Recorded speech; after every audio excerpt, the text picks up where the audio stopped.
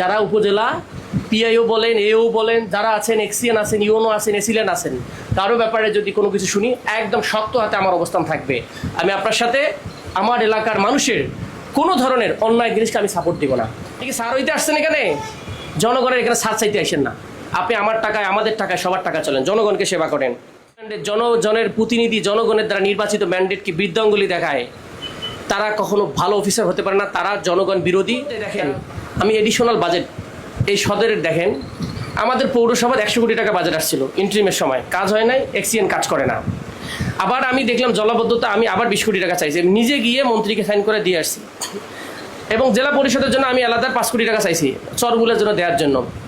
আমার যেখানে যেখানে সুযোগ আছে আমি ঠিক সবগুলো জায়গায়, দেখেন আমাদের নদী ভাঙতেছে 12টা জায়গায় রানিং, আমি সব জায়গায় হয়ে যাচ্ছি। আমি পানি সম্পদ মন্ত্রী কালকেও কথা বলছি, আজকেও মেসেজ করছি, আমার বাসায় আসছে, বলছি মন্ত্রী দেখেন ইমিডিয়েটলি না দিলে মানুষের বাড়িঘর চলে যেতেছে। গতদিন দিছে একটা বরাদ্দ, মানে ইমার্জেন্সি, গতকাল আবার দিছে 3টা।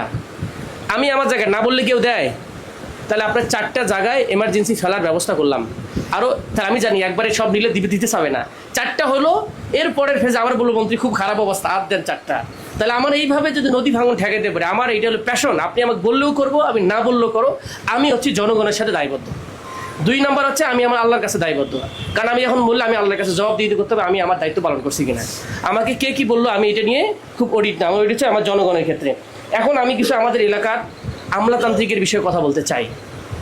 স্পষ্ট বার্তা, যারা পৌরসভায় আছেন, কর্মকর্তা আছেন, সিইও আছেন, এক্সিএন আছেন, আমার উপজেলায় যারা আছেন, বিভিন্ন উপজেলায়, আপনারা জনগণের ট্যাক্সের টাকায় চাকরি করেন। জনগণকে যদি সেবা দিতে না পারেন, জনগণের অধিকার যদি সংরক্ষণ করতে না পারেন, যদি বাধাগ্রস্ত করেন, যদি সিন্ডিকেটের সাথে জড়িত হন, এইরকম একটা ভাগ বটোয়ারার সাথে জড়িত হন, আপনার এখানে চাকরি করার দরকার নেই। আমার এলাকার মানুষ সকালে আমাকে এক মহিলা ফোন দিছে, ভিডিও দেখাচ্ছে, ভাই 8 দিন ধরে পানিতে বন্দী হয়ে আছে আমি এখানে পনির পাম্পের পিছনে, বাসা আমাকে দেখাইলো রান্না করতে পারতেছে না, এখানে কেউ যায় নাই। তাহলে আপনি কিসের অফিসার এখানে? আপনি কি স্যার হইতে আসছেন এখানে? জনগণের এখানে সাথ চাইতে আসেন না। আপনি আমার টাকায়, আমাদের টাকায়, সবার টাকা চলেন, জনগণকে সেবা করেন। দেখেন 2 নাম্বার, জনগণের প্রতিনিধি, পিপলস ম্যান্ডেট, এটা অনেক সময় বোঝে না।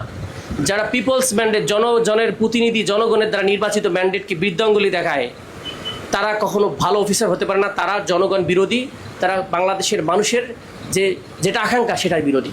এবং জুলাই আন্দোলন হয় নাই আপনাকে ছাড় ডাকার জন্য, জুলাই আন্দোলন হয় নাই আপনি অনায়াসে দুর্নীতি করবেন, ভাগ বটোয়ারা করবেন, কোনো গোষ্ঠীর সাথে করবেন, এটা হবে না।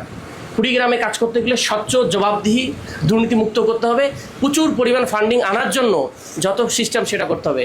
স্পষ্ট বার্তা, যারা উপজেলা পিআইও বলেন, এও বলেন, যারা আছেন, এক্সিয়ান আছেন, ইউনো আছেন, এসিলেন আছেন, কারো ব্যাপারে যদি কোনো কিছু শুনি একদম শক্ত হাতে আমার অবস্থান থাকবে।